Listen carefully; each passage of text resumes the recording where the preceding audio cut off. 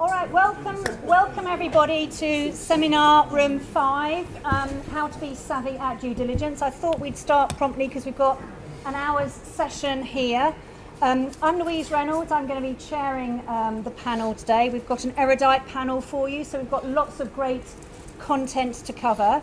I'm going to be asking lots of questions, but there will be an opportunity towards the end for you to all ask your questions as well, so please do save them up. Now, due diligence is such a broad topic. Can I get a feel for how many of you in the audience, if you just raise your hands, who would consider yourself to be novice investors, haven't yet invested or just invested in one property? Okay, so we've got a few of you. And how many of you have got 2 to 4 properties, so you're a bit more experienced? Okay, so that's what we, and then more experienced landlords, 5+ properties. Okay, great. So we've got a cross section because really due diligence can cover a wide variety of subjects. I know that a lot of investors would tend to focus in on the property itself and the deal. I personally think it also covers the people who you're doing business with as well as part of your property investment journey. And then if you're investing via a special purpose vehicle or a limited company, then you're going to want to do due diligence on that company as well, just to make sure that you're aware of any assets and liabilities that there are in there. And it's become much more of an important topic recently with COVID. Hayley deals with international investors, I do as well, where investors have had to rely much more on remote due diligence because they haven't been able to come over and look at properties from afar. So it has become much, much more important. So whilst it's not the sexiest topic to talk about, oh, I disagree. It certainly is one of the things that you can be doing to keep yourself as safe as possible. Now I'm going to be asking the panelists to kick off with introductions of themselves and just the role that due diligence plays in their business or their lives. And I'll just introduce myself first of all. And I think I'm going to mix things up, and I'll start with Patricia. Then we'll come to you, Paul, and then we'll come to you, Hayley, afterwards. So I'm Louise Reynolds, and I've been an investor and landlord since 2007, and latterly a developer as well. Under my company, Property Venture, I help busy expats and time-strapped professionals invest in property with a bespoke property sourcing service. Now, I love due diligence because I'm a risk-averse investor, and it's what I do to get myself comfortable with investing. And it also forms a core plank of what I offer to my clients.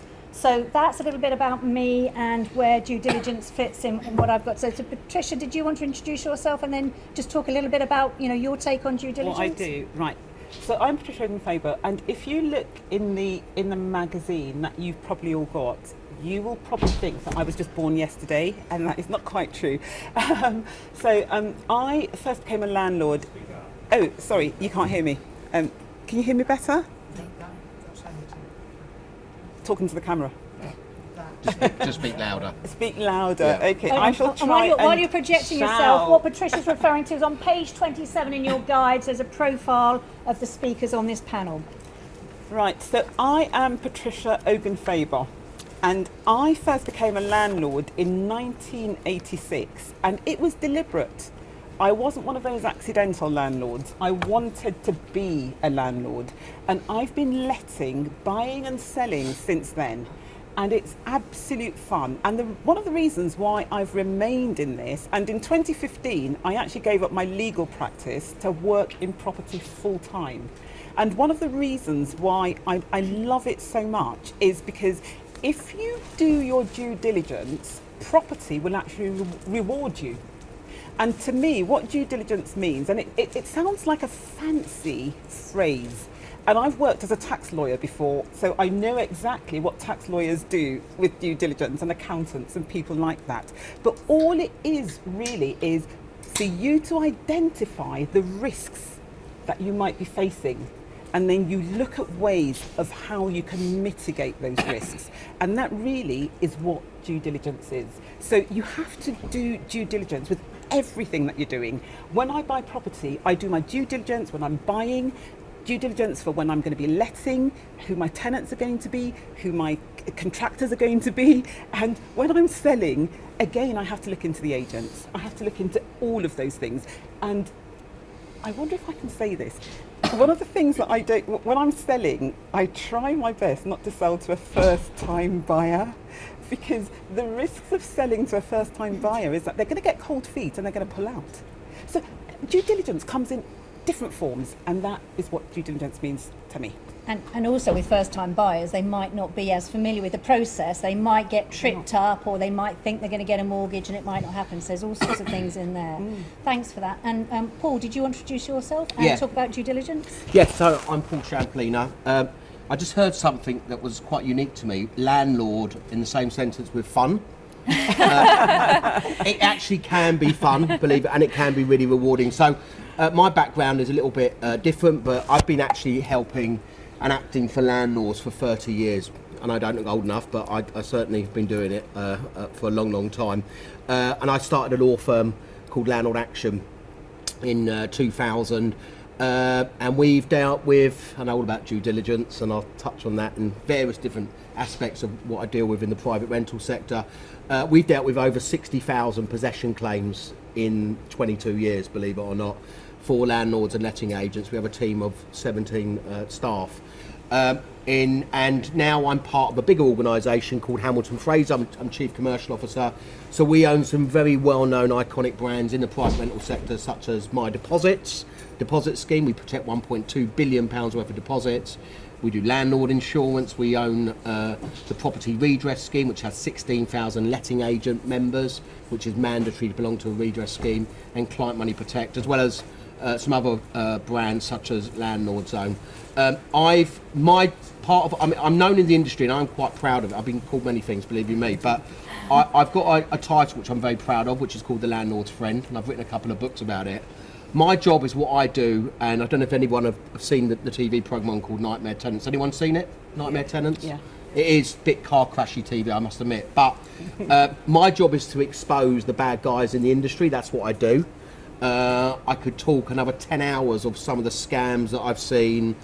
Rent to rent, subletting scams, serial bad tenants, dodgy letting agents, property sourcing companies, there's a whole load of stuff. And the whole point of all this, I think buying, and you said it, Patricia, but buying property is actually the most exciting bit. It's the sexy stuff. Maintaining it and actually getting your property to work for you and earn money, and property management is the most difficult. And the key is obviously finding that great tenant, and are you capable, or do you have the time to be able to property manage? And I'm sure we delve quite deep into a whole lot of conversations. Right, it's great. Thanks, Paul. And absolutely, if you get the right tenant, then it can make things fun. I've got a lovely tenant at the minute, and I have to say it makes a huge difference. So Hayley, would you like to introduce yourself? Yes, so I'm Hayley Andrews. I've been in the industry now for 20 years. I was an accidental landlord, so I purchased my home and then moved in with my husband and decided to switch that to a buy-to-let, and then I was hooked. So I've done everything from £50,000 buy-to-lets, and the biggest site I'm currently working on is 86 million. So lots of due diligence that goes into that process. I'm here today with a stand on, I think we are Keith 138, Your Freedom Empire, and we are a business and property trading organisation. We teach UK's and international on how to invest in the UK property market across all different strategies. So whether you are just starting out or whether you are a seasoned investor, we can take you from where you are now to where you want to be, and due diligence is a huge, huge part of that. Okay, that's great. Thanks very much, Hayley. Now, I don't know who wants to kick off with the first question then about what the core things are that an investor or a landlord ought to do before investing, but may not always do. Does anybody want to kick off with some of the critical elements of due diligence that someone ought to do? I'll kick off, shall I? I'm very shy with timing. So look, everyone's on a different path in their journey. I mean, let's be very clear. Buy-to-let does pay. Obviously, there is horror stories, and obviously if you get a bad tenant, it can ruin you, not just financially, but emotionally. And I've come across landlords that get a disease called landlord rage, and we call ourselves landlord Samaritans a lot of the time at Landlord Action. So the first thing is, if you're looking at investment, what's your budget? You know, the no money now down deals are well and truly over. The reality is if you want to get into property, you have to have some sort of money, okay? Then obviously, what are you looking for? Are you looking for growth? Are you looking for yield? One thing that we're really lucky now, and the buy-to-let boom started in 2003, we're up to 2.3 million landlords, 20% of the market is the private rental sector. We have a social housing crisis, is rents are going up and up and up, period, okay? I had a meeting with director of lettings at Dexter's. They've got 90 offices. 3 weeks ago, in my office in Bournemouth. He said, Paul, we have 11, and I know, albeit it's London-centric, we have 11 tenants fighting for one property. So we're in a really, really strong market. People need to sleep somewhere. But all I do turn around and say to all of you is, yes, you need to make sure you've got good finance. I think a lot of people that have been landlords for a long time have very short memories. I said this in my talk before. The interest rate is minimal. Yes, it's going to go up. I remember the interest rate, and I used to repossess houses at Brighton County Court when the interest rate was 15-16%. Yeah, I look at the younger generation, they look at me like I'm an alien, right? I did 15 hearings in one day once. So landlords have short memories, okay? So really, where are you looking? I mean, the one advice I will turn and say, I've got a website called paulshamplina.tv, and it's an online debate, self-manage or not to self-manage, and we will touch on this, is you have to have a clear path and a business plan. Am I looking at one or two properties? Is this going to be a business where I'm going to have financial freedom and please God give up my job? What type of yield can I get? You know, I love the fact that you gave up a career and you saw passion, and actually doing what you're doing is that it can be really fulfilling, you know, to a certain extent, but we're in an industry where that's not really supposed to happen or feel like that to a certain extent. But take your time, just whether you're sourcing, looking for property, the first outset, come to shows like this, hear experts in the industry, you know, get tidbits of information. Join the National Residential Landlords Association for 75 quid a year. If you're landlords, you've got one property. Complete and utter no-brainer. But just, there's a whole lot of other stuff, and obviously my fellow panelists will say, but just take your time. Take your time. There's plenty of, there is deals out there, but they're harder to come by, obviously. Yeah, so Paul, something you mentioned there, you talked about some landlords and investors having a short memory. You know, I also remember when interest rates were over 15%, and let's hope it doesn't go back up to that. I'm not sure it's going to go back. We're showing our age now, aren't we? Yeah. Well, me too. But that was a really tough time, and I think now more than ever, you also mentioned about having a plan. It's key to have objectives and have your end in mind when you start out, because now more than ever the tax demands on landlords and investors are greater than they have ever been. So if you know that you're only going to buy one property and how you set it up, that's fine. But if you think that you're going to be building up 2, 3, 4, 5 properties, then it's good to do your due diligence, check out how the best way to invest and what vehicle is good to use right at the outset. So core things that investors... Do you want to go next? Yeah, I actually just wanted to add to what Paul was saying. Sorry, I have a soft voice. I do apologise. With due diligence, I think it always has to start with us, because it doesn't matter what your neighbour is doing. What matters is who you are and what you want to do. And I think we have to start with knowing ourselves.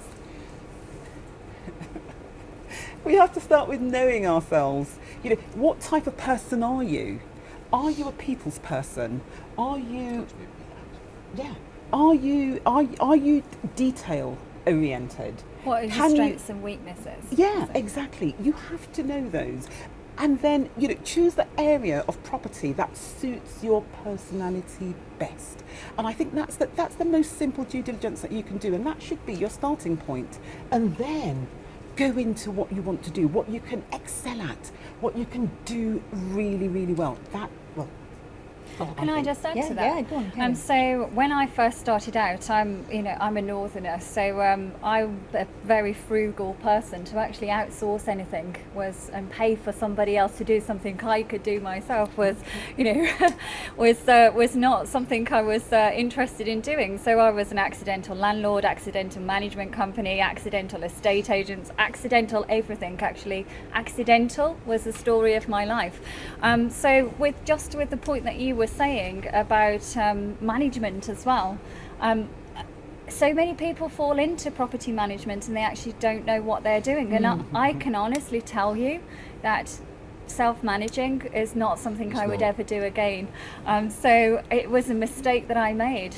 But at the time, of course, when I first started out and moving into HMOs, etc. HMO managing, and I really, I've worked out, I must have done over 700 seminar talks in 22 years or whatever.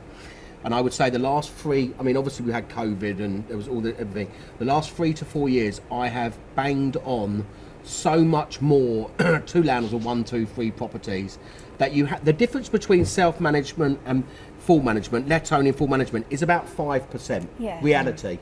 Good agent would charge 15% full management, tenant find. And the reason you go to a letting agent is statistically they will find a better tenant for you. And they will stay longer, they prefer to deal with agent. The reality is, if you divide that 5% of whatever your rent is and divide it over 12 months of the course of tenancy, it's going to cost you about 20, 30 quid a month. Landlords get sucked in, and actually you can't be, like Hayley said, you can't be an expert in everything. You've got to be able to delegate, and actually you've got to have a good team, good people around you. Well, I think my point was coming to kind of back to your point. Work in your flow, work on growing your business instead of actually being in the business. Agreed. And that was a huge mistake that I made when I started out, because I wanted But you learned to do by those everything. mistakes. I did. I have a massive amount of respect for management and lettings agencies, and I can hands down say I would never ever self-manage ever again. What I did in the beginning was pretty much left a job and created a job for myself, and that's not what we're in this It's business not that. to It's do. also the regulation, the Yeah. legislation. Yeah. We're up to 178 rules now. Yeah, and the whole taxation thing as well. I think coming back to the point about Patricia was making about knowing yourself, it's like, I know I have to do sufficient due diligence to get comfortable because I'm risk averse, but someone else who's a bit more of a risk taker might feel more comfortable doing slightly less due diligence, either on their investment or thinking through their objectives and their strategy.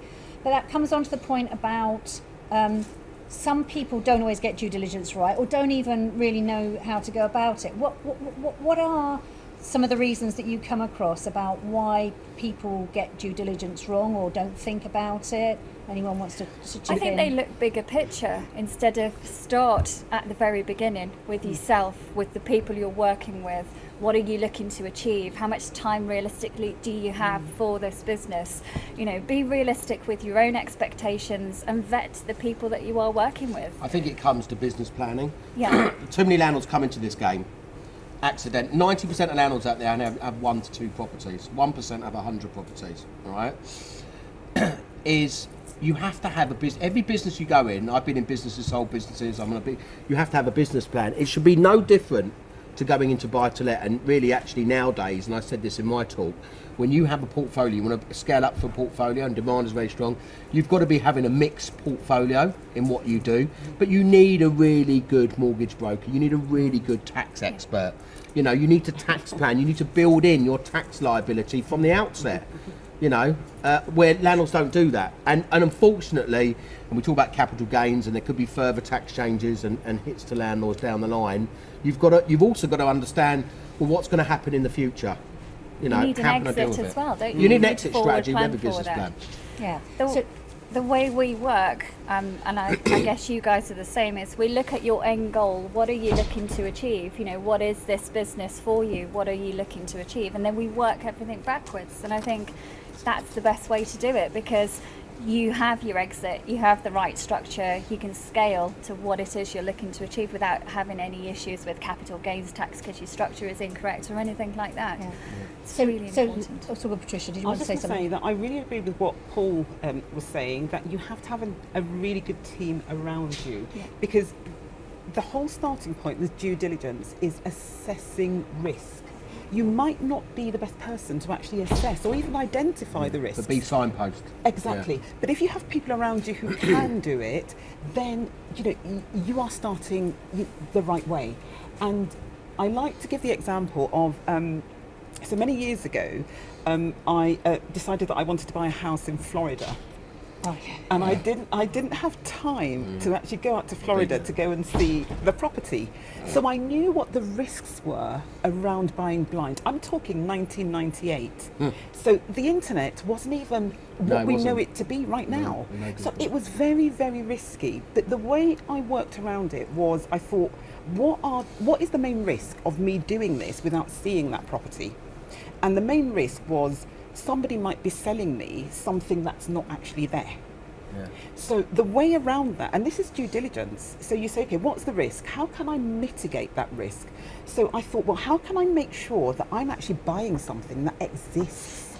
And for me, not just, by way of due diligence, but also practically, was to get a mortgage. No lender is going to lend you on something that doesn't exist. Without evaluation, So that risk, boom, just disappeared. I think just one last point, if you don't mind. And I made this mistake, and I've still got it, and it was a terrible investment. Never let your heart rule your head. Yeah, great advice. I mean, there was. We go back to 2000, prior to 2008. I remember being at shows like this. There was a frenzy going on with people with credit cards paying deposits and not knowing stuff. I bought a flat. I've still got the flat in Spain, and it was my dream to have a place in Spain and whatever. And it's been the biggest dog investment I've ever had. I've got a great tenant in there who pays me the rent in advance. He's been there for 7-8 years. And there is a motto as a landlord. There's an investment landlord, and there's a motto, and I said this before. No news is good news as a landlord. Right? Very true. As long as you get your rent, as long as you don't hear from your tenant. I know that sounds really bad, because their tenant is your customer at the end of the day, but no news is good news, as long as that rent's being paid. Yeah, as long as the rent's being coming. There's also an issue sometimes with overseas properties. I mean, I have a property in Poland, and I take on board what you're saying about, if you get a mortgage, then at least there's some checks and balances being done, because a bank is not going to lend on a non-existent entity. And back to your point there about Spain, 2007, 2008, the crash. Well, I bought one in 2006, so that says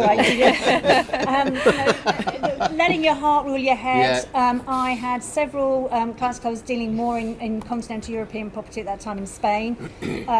People buying off plan, thinking, great, I only have to put down the deposit. You need a bank guarantee. And you can see the property prices rising, because the property's going like this. And you think, oh, right, I can afford to buy two now. I thought I could only afford to buy one. And so then people thought, oh, this is like a money-making machine. I'll buy two off plan rather than one. And then all of a sudden the market crashes, and then they're stuck with these off-plan contracts, and they can't offload them. And not understand the legislation in a different country, which is a big thing. But also the way that developments work, because a lot of those developments in Spain, the final value to the property comes right at the end when the development's completed and all the facilities get built. Yes. So if you're buying, for example, on a golf complex, the development of the supermarket or the restaurant or clubhouse, that happens at the very end, once they've built the houses and they've sold them. And so if a developer goes bust, then those facilities don't get built, and then that can automatically wipe off 50% of the value of the property. One thing I made sure, it was always my dream to have a place in Spain, and I'd go out there 3 months of the year. I'm a workaholic; it was never going to happen, right? And I've never lived out there and whatever. But I was lucky. My one saving grace is that the euro was 147 when I bought it, so it was my saving grace, even though I paid too much for it. Yeah.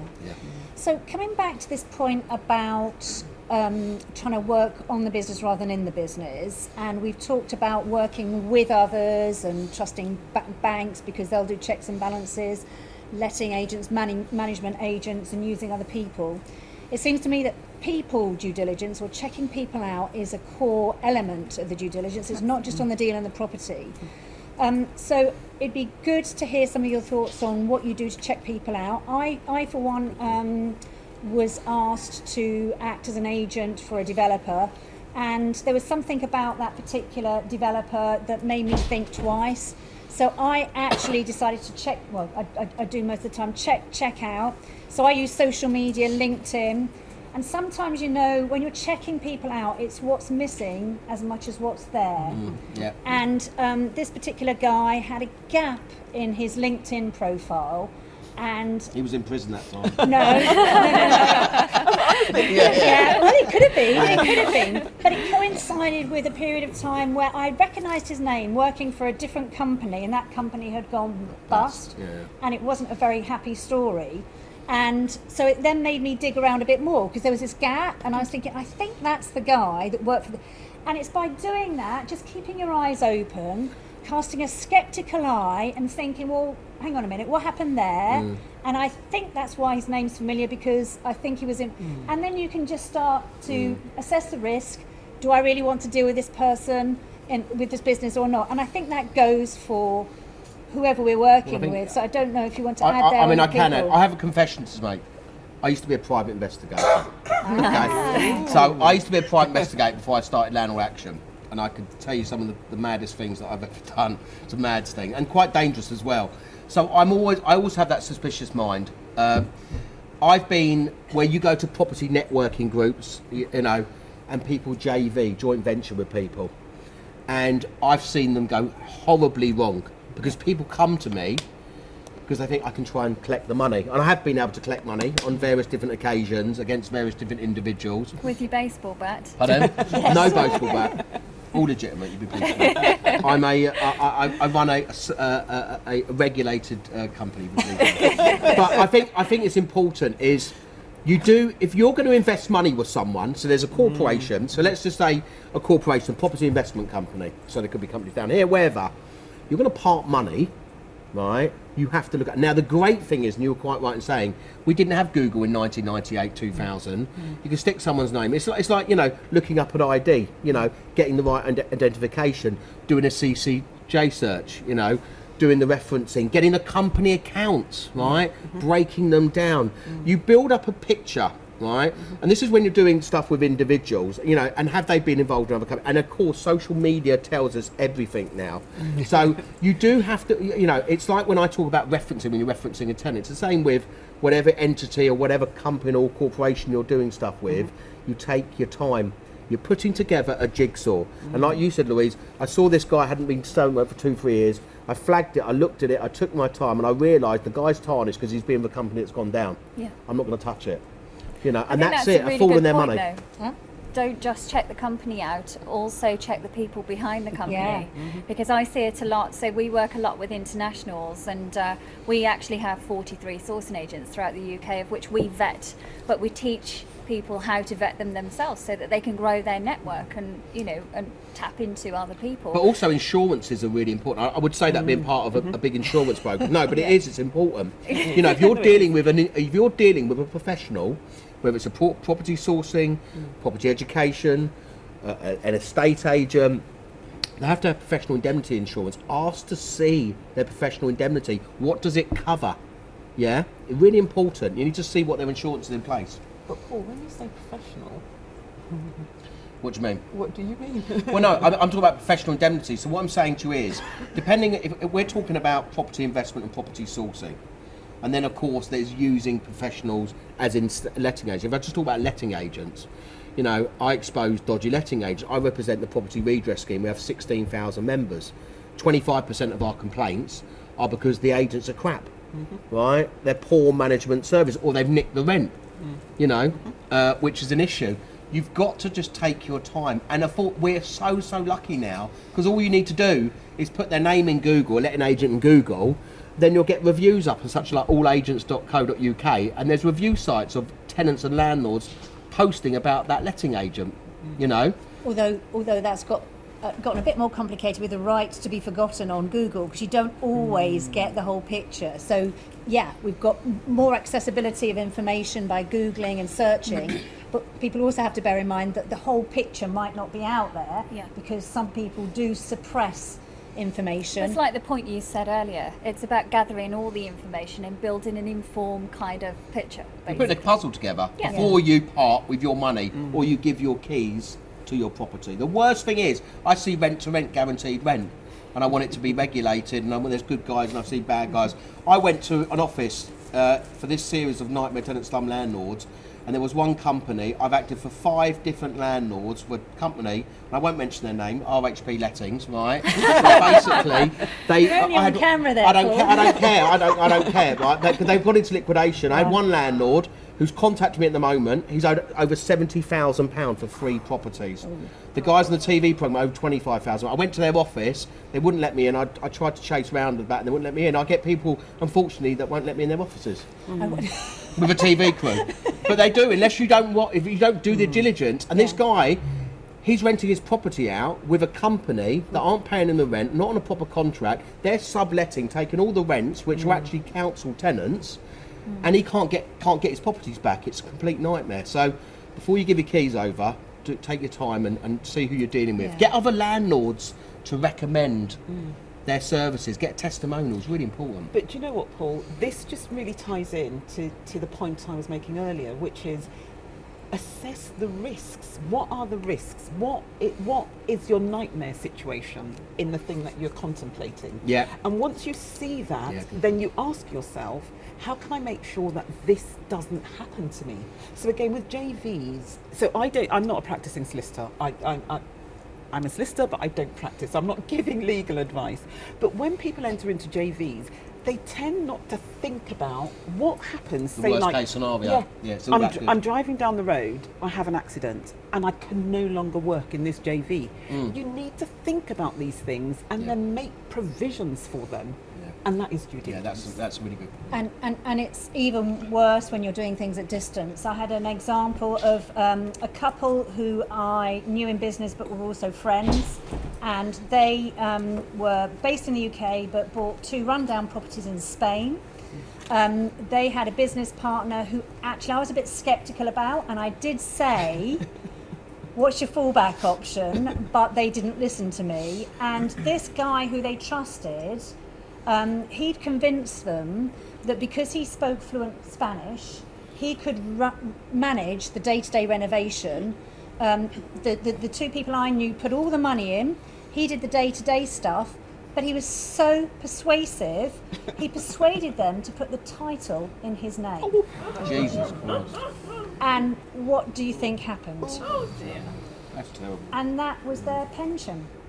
And the thing is that I had a gut instinct about this guy, and I tried to say, and I'm sorry to say, but I actually think there's a bit of arrogance on their part. They thought, because he was so persuasive, because they thought he was their friend, he wouldn't do anything bad to them, and as a result, they didn't enter into the JV relationship with a sceptical enough eye or putting the right security in place. So back to your point there, Patricia, about what could possibly go wrong, what's your nightmare scenario? Well, that was the nightmare scenario that they ought to have protected themselves against, and they didn't. So that could happen within the UK, it can happen across borders, it can happen whatever. But the point is, it's about checking the people out that you are doing business with. It's about checking out that you've got adequate security for if the proverbial does hit the fan. So that's really important. We've talked a bit about social media. We've talked about checking people out.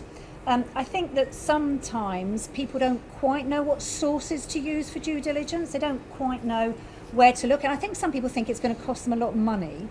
And I think from the conversation that we're having here, I think a lot of people can see, actually, there are a lot of free sources out there. And Paul, you mentioned Companies House. Yeah.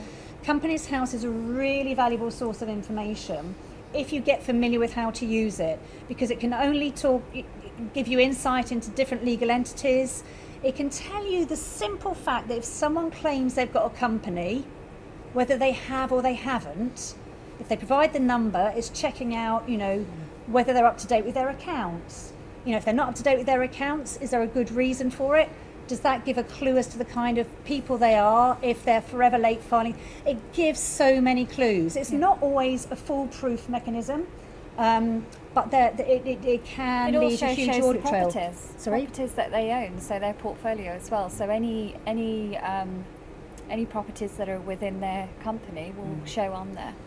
And if they're claiming to have like multi-million pound property portfolio, But it just could be by in their doing names. that, It could be in their personal but name. then You so would've done that- you would've I done the own land quite registry. a large portfolio in my own personal name because I did it wrong to get started with, because actually when I first started out, accidental landlord, and But the tax situation has changed as well. yeah, the situation changed over the years. So I've got like 18 properties in my own personal name, and the first 5 HMOs I purchased, even after getting educated and understanding the tax structure, was still in my personal name because I wasn't focusing on kind of the tax element of it and future-proofing that portfolio. But you can still go on. Anybody that has a company, if they're claiming to own assets, you can look at their asset, their liabilities, their annual filings. You can have a look See what their credit score is. Yeah, you can look at all of that. Also, what I would recommend and what I recommend our mentees do, if you go to Companies House Beta, you can put a notification on there that if there's any changes with anyone you're working with, you are notified immediately. Because people can start out good and then actually the situation changes for them, which may change your situation, of which if you're not following the company actively, you wouldn't know about. So we put checks on anybody we're working with. So just to be aware. I think going on the land registry, how many of you go on the land registry regularly? Put your hands up. Yeah, I mean actually it's really important, and actually what you can do, I've seen loads of scams. I saw one scam of a tenant renting a property out in Knightsbridge with an overseas landlord, and basically they ended up doing a massive fraud and ended up taking over that property and selling it, okay, nicking the money because obviously it was unencumbered, it didn't have a mortgage. There's an organisation, they came up to me in the stand downstairs, so we've got a stand, and they came up to me and they said that they're going to charge, they're launching in September, I can't remember what they were called, but you pay £30 a year on your property to have alert to make sure that it's not being scammed. There's loads of scammers out there that are looking. It's getting more common. They do do it, but believe it or not, there's so many people that don't actually register. Yeah. And you get an alert. Yeah. It's really In important. fact, I freaked myself out because I think I'd remortgaged one of my properties. And I thought I was being scammed because I was getting alerts and someone was doing searches or putting charges on the title of my property, and I was really alarmed for a few hours, and I realised it was me. Yeah, but it's a good mechanism to have in place. Yeah. So, are there any questions of the audience? Because we could carry on talking, and I've got some more questions here. Has anyone got any property alerts at the land registries? Land registry. Landregistry.gov. And it's I think it's free for up to 6 properties, so you can put a load of properties on there, and it will alert you whenever there's any communications or applications or any communication footprint on that property. So that would help. Okay, so in terms of sources. And again, we're touching on the international side. There's lots of things we can do for free in the UK. We've got fantastic sources. We've got Land Registry, which is all online, which is not the same in lots of other countries. We've got Companies House. We've got social media. And there are great things, portals, using Rightmove and Zoopla, you can assess demand. If you're doing due diligence on an area, you can use portals for demand. And there are things like property data. Love property data. Yeah. Property data is a brilliant free. You get 14 days free and then you end up having to pay. But if you're really active and want to glean lots of information on areas and profile and then and you what can the go rent... on Rightmove have a lot of stuff on Yeah, there. and reports and reports. Zoopla Really and Zoopla stuff. It gets more complicated when you're looking overseas. So sometimes you have to, where we can, we've got Experian, we've got all the credit referencing agencies. Sometimes you have to pay for some of those things in other countries. I mean, are there any other useful sources that you can add if you're doing business with someone, it could be just business and non-property. You can go to registrytrust.co.uk. It's to search to see if someone's got a county court judgment. It's really easy to do it. It costs £6 or £8. Really good. If I'm doing business with someone, I want to see their judgments will come out. If you're looking at doing, some joint venture stuff, or you're looking at getting some investment, or they're looking for investment, just small little tools. And it is all of this, everything that we're talking to you about, is compiling. It's literally you are putting a jigsaw together to get to the point where it's almost complete. Or actually, I need to ask some more questions about this because I haven't got this, to get to the point of, yes, I'm happy to proceed. And that's it. And actually, it's really good that we have this debate. I wish this debate would have happened 5, 10, 15 years ago at this show, because I've seen a lot of people being bitten. I'm sure you have in the property education world. Yeah. There's a question. Yes. Is there anything you can, is there any online things that you can use to find out somebody's a criminal? This one that you just, that one that What's you that? just said. Registry.co.uk. Well, no, yeah, no, says this. registry trust is the county court judgment. I mean, obviously there's CRB checking that you could that depending on what you can do. I mean, there's it's really weird because there is organisations that offer on the periphery of employment checks, and part of that comes in within the checks. But I think, you know, if you talk about referencing and how the referencing arena, I mean, we own a referencing company which we got with Landlords Own called Tenant Verify. But there's so now what you do is you have open banking with referencing, which has made a massive difference. You know, I one of the worst serial bad tenants that I came across, and I exposed him on BBC One Inside Out, was a guy that cost 6 landlords over 6 years, or 5 landlords over 6 years, £148,000. And he falsified bank statements, and I evicted him on 2 occasions. And he took the first landlord to court. We had £18,000 rent arrears and £30,000 legal fees. He was a fictitious litigant. He was making applications to the High Court. Wow. You know, and what he did was he did a fake, and that came through a letting agent. Believe it or not, I've had letting agents. I had one letting agent. A landlord contacted me, came to my office. He was owed £53,000 rent arrears. As any of you know, a road in Hampstead Garden Suburb called Bishop's Avenue. It's the most expensive road. Yeah, everyone knows. It was the cheap end at £9,000 a month, right? And this guy, when the client came to my office, in my old office in Mill Hill, came to my office. I saw the referencing because I can spot a mile away if it's a false reference and whatever. And he went to a firm of solicitors. Anyway, came to me, he goes, I need some help. I looked at the reference, and the guy said he was on £250,000 a year as an IT specialist. I saw the address, and I knew it was a council estate, 3 miles from my road, because I used to go there as a bailiff and collect money, because I was a certified bailiff as well. And he got through a letting agent, and he actually ended up suing the letting agent on their professional indemnity. Wow. It's interesting, isn't it? Because we often think that letting agents, you know, they're doing the right kind of thing. They've got all the checks and balances. But again, sometimes letting agents can have their heart rule their head. I had a tenant, nearly had a tenant, that the letting agent was pushing for me to have, and was asking for me to change the rent so that she would fit the affordability criteria. And I remember, and I was saying, that's surely the wrong way round. You know, the market rent is X. If she can't afford it, then that may be. And because she had done a really good job with a sob story, he'd fallen for it. And actually, it took him a long while to realise that she was spinning him a yarn. So sometimes even the people who we trust, the letting agents, Well, especially on a let only, because if it's a let only, a lot of the agents would just want their fee, Yeah, and that's a problem. yeah. So Louise. Yeah, can I ask a question specifically about that? So I have an agent, I have a good relationship with them. They've got a tenant, and there's been a discussion, and he turned around and went, well, I've got properties all over the world that I rent. And I thought, well, why are you renting mine then? Yeah. A low rent, so I've asked them to leave, and it's like they're going to stay there for 6 months and want to be evicted and get a council Yeah, property. so it's all rubbish. But they've got properties around the world Yeah. themselves. so and he said that in anger in response to me. So, but the agents manage him, and they've gone, oh no, he doesn't earn enough to be, because I've asked for him to leave, and they said he doesn't earn enough for him to be referenced for the house, for any other houses that they have available. Yeah, because yours was lower income. Because your property was mostly on a lower income. It was cheaper. Lower rental. Lower Yeah, rental. it was, yeah. but it's not now. No. You It's gone know, up. what's my? Because I'm doing research on Yeah, him. yeah. And he is loaded. Yeah. So yeah. Okay, So how so- do I get round that? Okay. Well, look. So the first thing is you have to instruct me. So You I sound too busy. You No, sound too I've got a busy. team. So we've seen it done. Worn the yeah. So we've seen it done. It worn the t-shirt.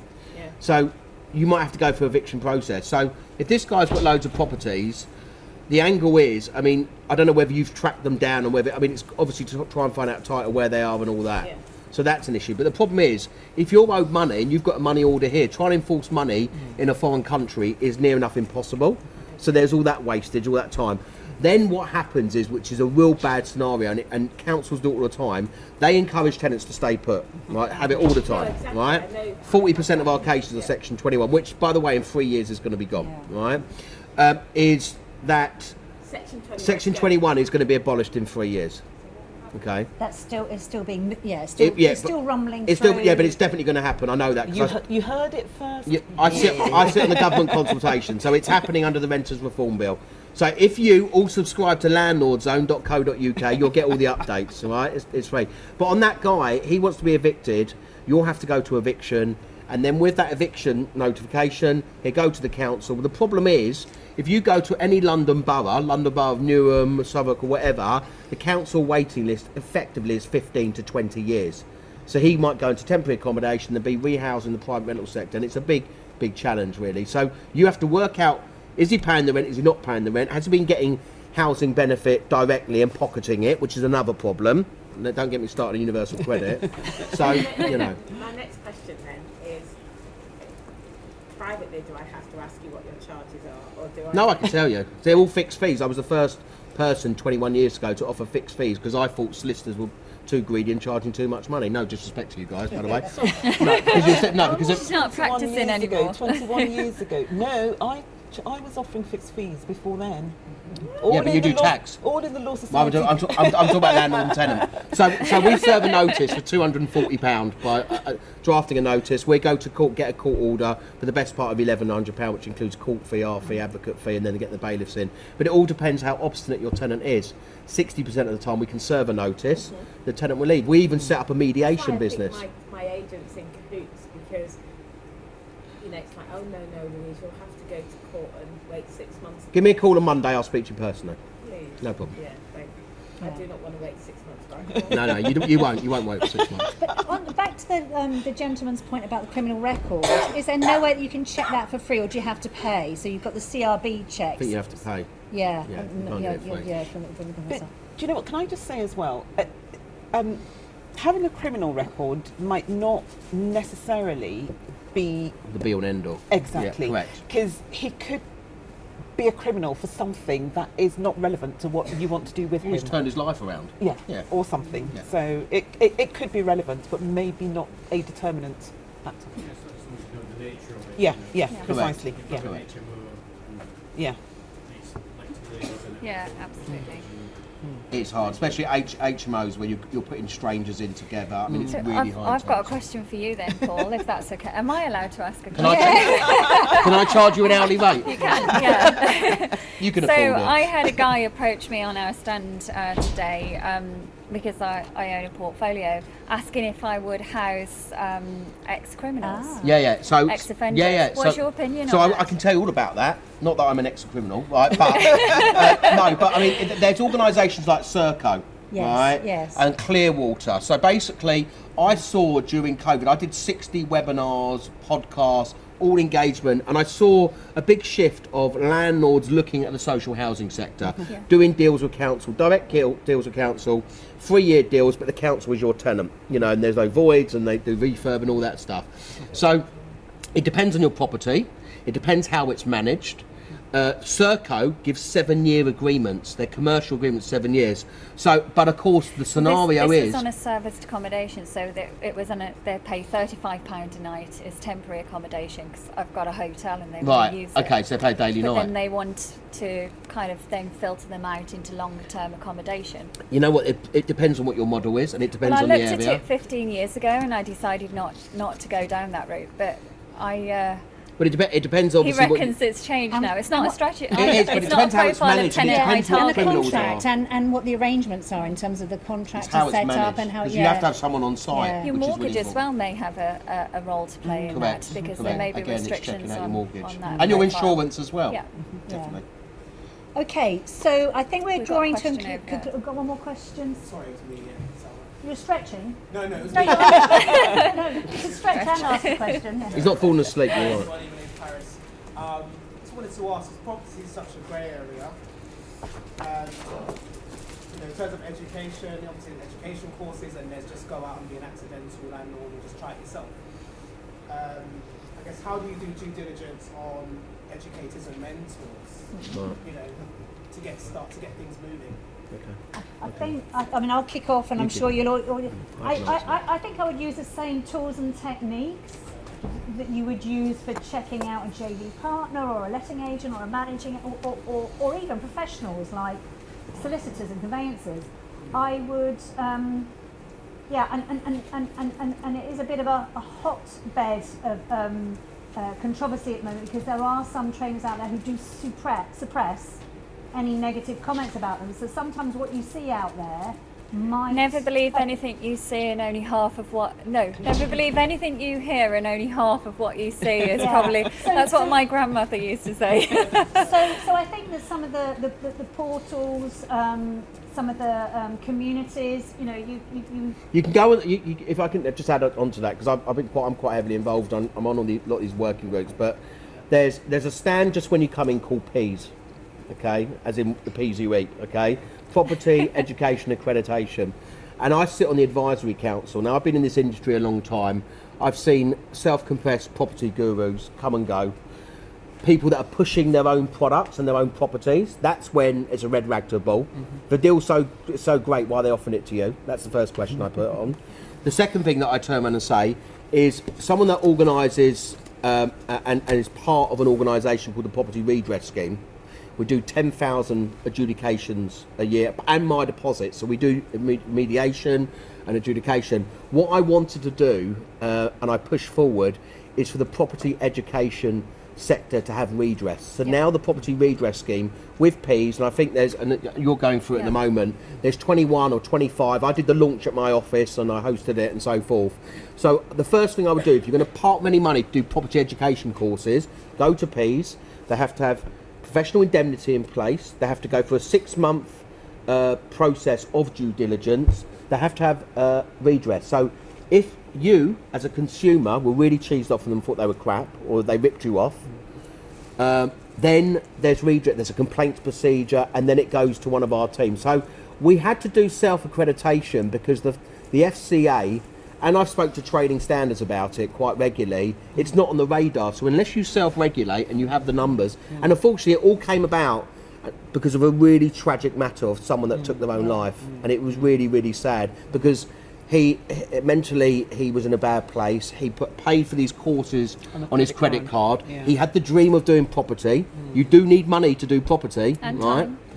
He didn't get these. They wouldn't give his money back, and he sadly took his own life, which was tragic. And now the industry has woken up, which is a good thing. But it's quite late in the day. I think to follow through on that, I would use all the same sources. I mean, and there are portals and websites like Property Tribes where you can see something. Yeah. But the thing is, what you see on the internet is not necessarily the whole picture. So There's two sides. It would be a good idea to speak off the record to the people who run, for example, the website Property Tribes. It would be worthwhile speaking to the people who host big property networking meetings, because actually putting something online can open people up to legal comeback. So sometimes do your desk research, check all those sources, but also have offline conversations where people will be more frank and speak to people who you respect and who will give you the truthful insight and who are... And people that want their courses. Have got the finger on the pulse, who haven't got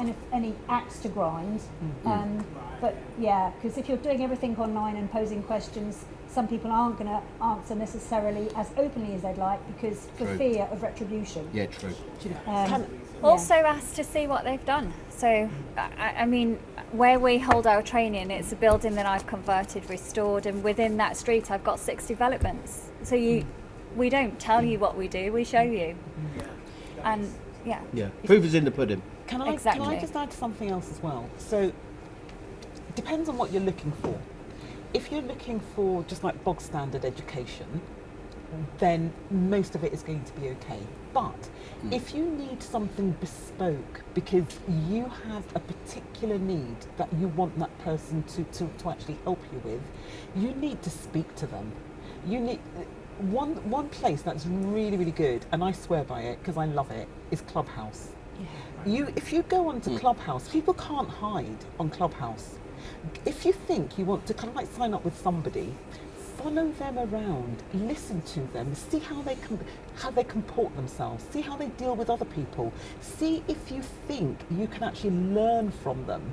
Because you see, the onus is on you to do the due diligence, and you may well have options to go to the PRS and go to the courts, but do you want that hassle?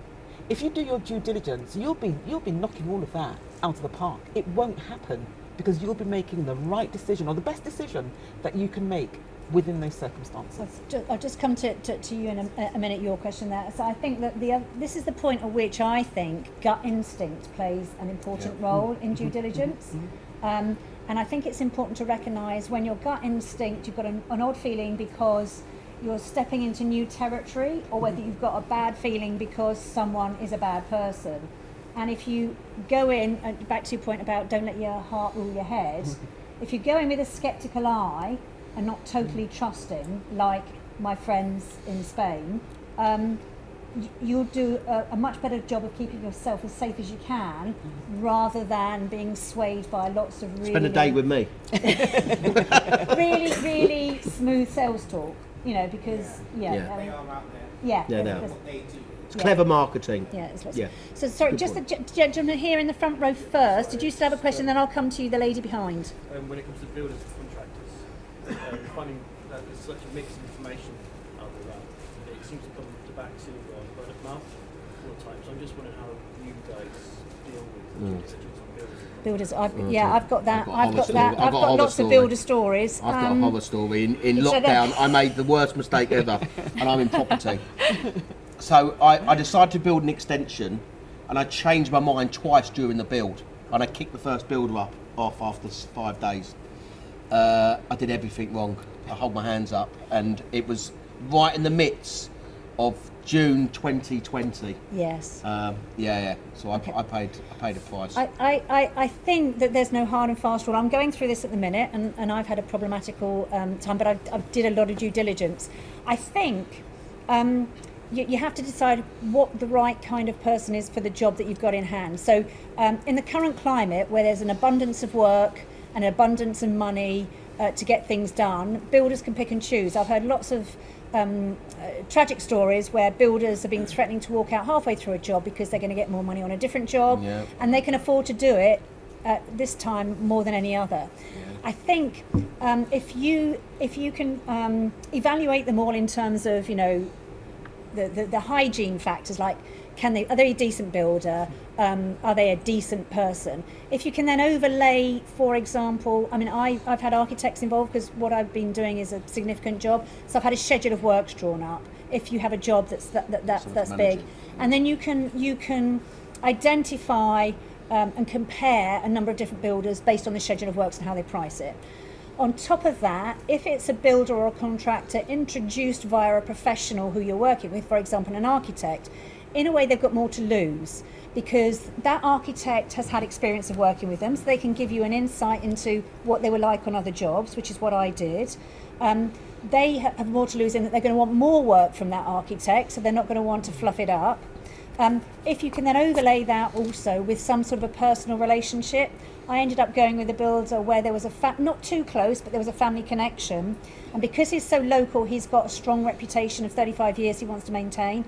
We've had a very bumpy ride, but so far I'm hanging on there with my fingernails. But some of my gut instinct about there's a relationship, he's got his reputation, they are the ones that are proving a bit more like the glue to hold it together. So when we hit a bumpy road, that you've got something else other than the fact that they're good at their job to try and keep it together. Does that make sense? Yeah, the contractors that sort of go in the circles that we work in with our clients, they're not likely to want to work on anything out here. Okay. But you've got to do diligence on their finances as well. Yeah, and insurance policy. Insurance policy, finances. Have they filed their accounts? Are they Look trading to as? see other, you know. other development sites that they've worked on or work Yeah. that they've done. Ask for, testimonials and things like that. And try Go to and speak see to them. something that Trust the they've done as trader, all well. that stuff. Yeah. Also, do the same due diligence on your builders, because lots of builders just go bust. So don't just look at their company, look at their name, and then put a tracker on their name as well, and have a look at how many have they got a long line of closed companies, you know, or that have gone bankrupt, because it's quite common for builders to take credit line and then just go bankrupt, set up somewhere else and start again. So it's become very, very big issue in this industry. I would say right now, if your builder's available, I'd be worried. There's a lot of work out there for them at the moment, and and just get at least 3 quotes. So get your schedule of works drawn up, however big or small your project is. Go out to at least 3 builders. Do the due diligence that Louise and Paul and Patricia were talking about earlier, in terms of checking out company's house, etc. Then get them all quoting on the same, so you're all singing from the same hymn sheet, so you can understand their pricing structure. But also then have a conversation with them. Use your gut instinct. Go and see some of the work they've done. If they're not prepared to show you documents of their insurance or to share information with you, they're probably hiding something. And also, just make sure you don't get out of kilter with the payments. You know, make sure that you're keeping in sync with the Don't pay them too early. Yeah. Now, Paul's got to go in a second. So, did you have a question there, the lady? Yes. I'm not sure whether you deal with guarantors. Yeah. And what you have to say about that. Okay, I can answer that. So, guarantors, you reference them exactly like you reference tenants. You get a guarantor, he or she's got to be a homeowner. Otherwise, it's a waste of time. I've been a guarantor for my sister for 13 years. She's on part benefit, single mum. I've had to be a guarantor, otherwise she wouldn't have got a rental place, you know. So then you have to do a land registry search to find out that they own their property, that they are working, that they've got their wages, receipts and so forth. So and a guarantor's agreement, make sure it's updated every year, really, really important, and it's actually witnessed along with the tenancy agreement to make sure they're liable. You know, what assets do they have? You know, make sure you get a next of kin. Make sure it's always updated. Really, the amount of times we've had it when a tenant does go in arrears and they've got an old guarantor's agreement and they're not liable, or the guarantors end up moving away and it becomes useless.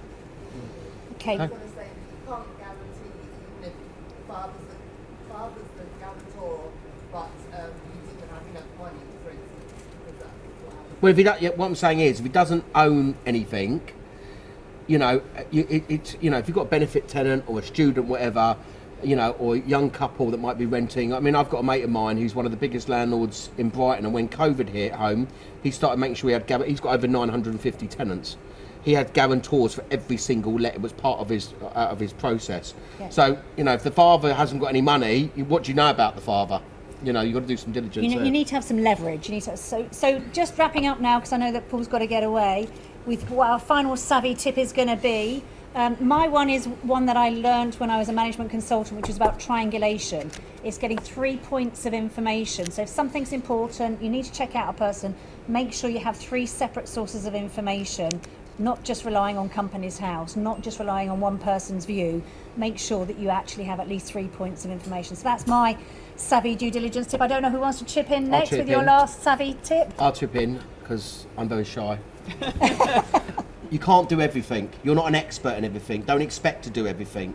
Get someone who's better than you and an expert in what they do. Yeah? And landlording can be a bit of a lonely business. Speak to other landlords. You're all going to make mistakes on your journey. It's just how big are the mistakes and how costly are them and how quickly do you learn by them. Patricia? For me, I will just say, do not be penny wise and pound foolish. You will have to spend to get your business to the next level. So, you know, insurance, insure everything, everything. That's my tip. Yeah, great tip. I'm just going to say trust, but first verify. We don't want to be negative and say that everybody's going to screw us over, but make sure that you go in with an open mind and you verify everyone that you're working with, whether that's your training organisations, whether it's your power team, your sourcing agents, your builders, everybody you treat with the same kind of process. It doesn't matter. If anybody's interested and wants to come and see me afterwards, I've got a guide to de-risking property investment. If I can send a link if anyone wants to come and talk to me afterwards. So I think that brings to a conclusion this session on savvy due diligence. I want to say thank you to my fellow panellists, and it's been great to have you here. So thank you very much, everyone. Thank you.